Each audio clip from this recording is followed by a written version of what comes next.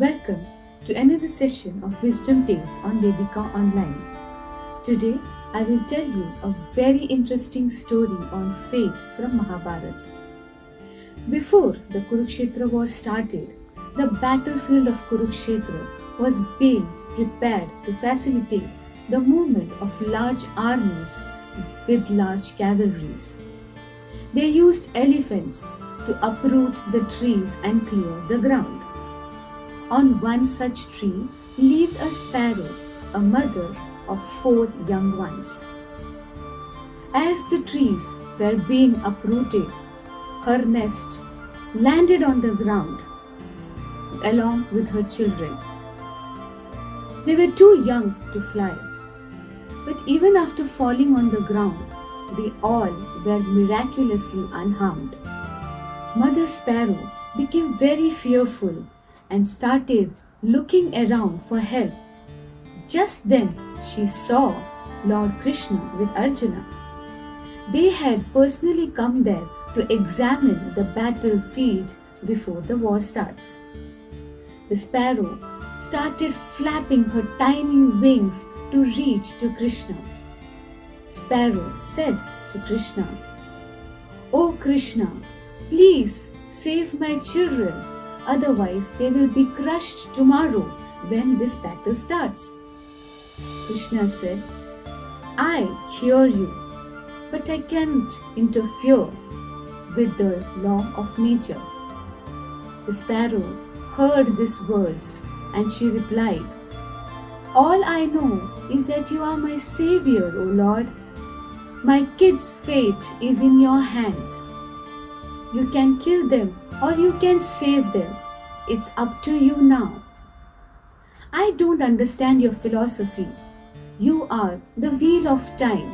That's all I know, and I surrender unto you." The sparrow said these words with faith and reverence. "Stock your food for 3 weeks in your nest then," said Krishna.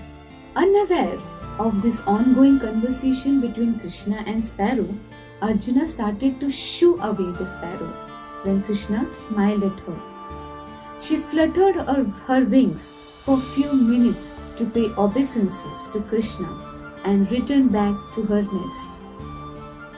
Just before the war was about to begin, Krishna asked Arjuna for his bow and arrow. Arjuna was surprised because Krishna had taken a vow not to lift any weapon during the war. Arjuna told Krishna, "Order me, my lord, let me do this service for you." Quietly taking the bow from Arjuna, Krishna aimed at an elephant. But instead of knocking down the elephant, the arrow hit the bell around its neck. Arjuna saw that Krishna missed his easy target. He asked, "Should I try?" Krishna gave his bow and arrow back and said no further action is required. "But why did you wanted to shoot that elephant?" asked Arjuna. "Because that elephant had knocked the trees sheltering that sparrow's nest," said Krishna. Arjuna exclaimed, "Which sparrow? Plus, the elephant is unhurt and alive. Only the bell is gone."